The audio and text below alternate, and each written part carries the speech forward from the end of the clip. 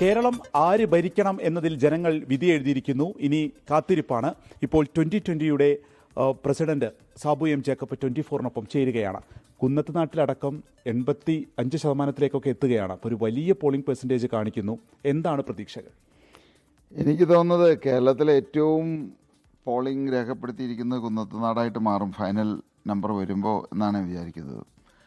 അതിൻ്റെ കാരണം ഇപ്പോൾ ഈ 2020യുടെ വോട്ടേഴ്സ് എന്ന് പറയുന്നത് സാധാരണക്കാരായിട്ടുള്ള ഒരു middle class and upper class ആളുകളും താഴത്തുള്ള ആളുകളുമുണ്ടത്.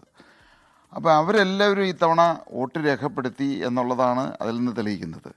അതിപ്പോൾ കുന്നത്തുനാടിൽ മാത്രമല്ല, നമ്മളിപ്പോൾ തൃപ്പൂണിത്തുറ ആയിക്കോട്ടെ, തൃക്കാക്കര ആയിക്കോട്ടെ, പെരുമ്പാവൂരായിക്കോട്ടെ, ഇവിടെ എല്ലാം ആ ഒരു വോട്ടിംഗ് പെർസെൻറ്റേജ് ഭയങ്കരമായിട്ട് കൂടിയിട്ടുണ്ടത്. എത്ര സീറ്റുകൾ ഈ ഘട്ടത്തിൽ പ്രതീക്ഷിക്കുന്നുണ്ട്? എറണാകുളം ഡിസ്ട്രിക്റ്റിൽ ഞങ്ങളുടെ ഒരു കണക്കുകൂട്ടിൽ 4 സീറ്റ് ഞങ്ങൾക്ക് ഉറപ്പാണത്. അത് 6 സീറ്റ് വരെ പോകാം.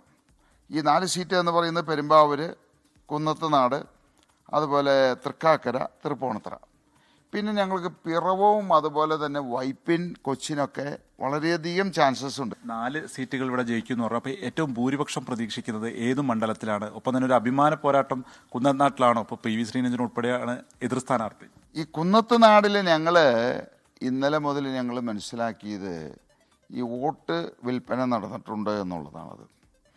ഒരു സാധാരണ രീതിയിൽ ഞാൻ പറയുന്ന എഗെയിൻ ജനാധിപത്യ രീതിയിലുള്ളൊരു മത്സരമാണ് നടന്നിരിക്കുന്നതെങ്കിൽ ഞങ്ങൾക്ക് വലിയൊരു ഭൂരിപക്ഷം 20,000 25,000 വോട്ടിൻ്റെ ഭൂരിപക്ഷം വരും.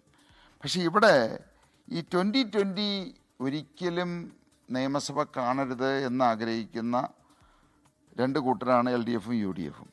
അപ്പോൾ അതുകൊണ്ട് അവസാന നിമിഷത്തിൽ LDFിൻ്റെ വോട്ട് വിറ്റതായിട്ടാണ് ഞങ്ങൾ മനസ്സിലാക്കിയിരിക്കുന്നത്.